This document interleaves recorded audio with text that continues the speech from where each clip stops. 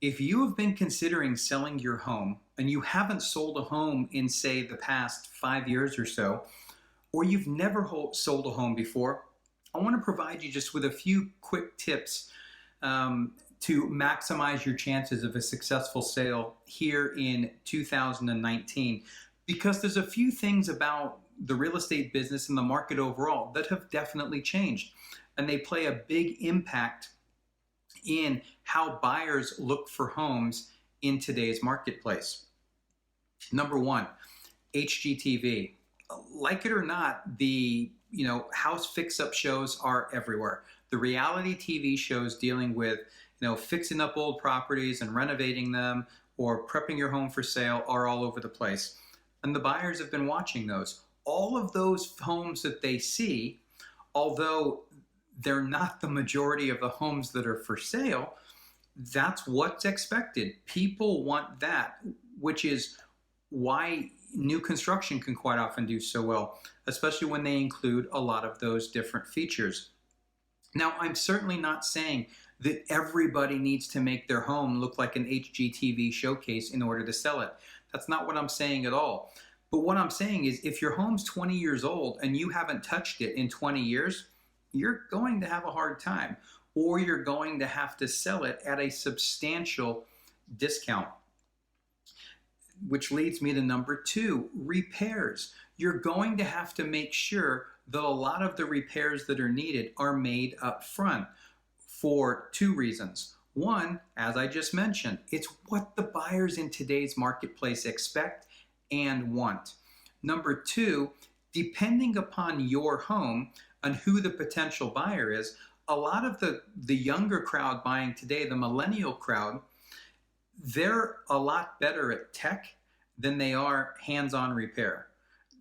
They can figure everything else out to make your Wi-Fi within your house blistering fast in every actual corner. Not so much if it comes to fixing out some plumbing or changing ceiling fans out or doing things along those lines. It's just not the forte. It's not where the specialty has been. I'm not trying to say that everyone is like that, but in many cases, they would much rather pay to have a home that has all of that done than have to go in and do it themselves. So if you are willing to make some repairs and bring your home up to date with a lot of the modern conveniences and trends that people like, or look, style, you're going to recover a lot of that money. They're willing to pay for it. If, on the other hand, we can go the opposite side. If your home is older, but it's more vintage and it has some eclectic items in it and something nostalgic, that's okay. That's liked as well, as long as it's all encompassing and everything works. All right. Number three, the other thing that's really changed the home buying process and selling is the internet itself. It's come a long way, and it's taken the place of many of the things that people used to do manually, so to speak. They're not looking for homes in the newspaper or in a home magazine anymore.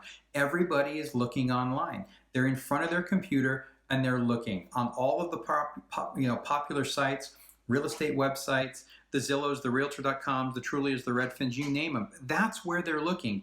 It's very easy for them to get an idea on what an overall home looks like and compare the features of your home with another one in the area. And that has changed things substantially. Which brings me to the last point, open houses. If your idea is just to make sure everything's clean and hold an open house every weekend, that's not going to work. And I know some people will argue with me on this point and say open houses are key. I'm just telling you, I don't think they have the place that they once had because of the internet. There's a lot of times people don't want to just go out and spend hours in the car driving around, stopping by some open houses when they can do the exact same thing online. No, they can't get a feel for the actual house online. I understand that. But they're going to make their first round of cuts on the homes that they're interested in after viewing them online. So they may say, okay, we've got these 20 homes that look interesting to us. They're going to look at them all in detail online, and they may cut that list down to 4, 5, or 6. and then go and take a look at those. So everything has changed a little bit. Does that mean that open houses don't work at all? Are you not going to get any traffic? No, you are, but you may find people in a different stage of their search. Meaning they may just be touring different neighborhoods. They may be very early on trying to figure out where it is they want to be, and they're just driving around and trying to get a feel on an area. And if they happen to see an open house, they'll stop in. They want to look at it, as well as all your neighbors and anyone else just out that day looking for decorating ideas. Okay, so we don't know anything about that buyer. Is that neighborhood in the right price range for them? Have they spoken to a lender? Are they pre-approved? We don't know any of that. But if people have done all of their homework and done their research online and then are interested enough in your house to come and see it offline, in person, then they're much further along in the process and are a buyer closer to wanting to put pen to paper and write a contract. So hopefully that helps, gives you a little bit of guidance. I realize there's a lot of subtopics in here we could go into, and we will in the coming weeks as we make more videos on these different topics. But if you have any questions in the meantime and want to talk about your unique situation in more detail, please send me an email, andrew@theandrewsmithteam.com, or feel free to give me a call, 888-447-9650. I'm always happy to talk to you and learn more about your goals and objectives and see if we can't help you out.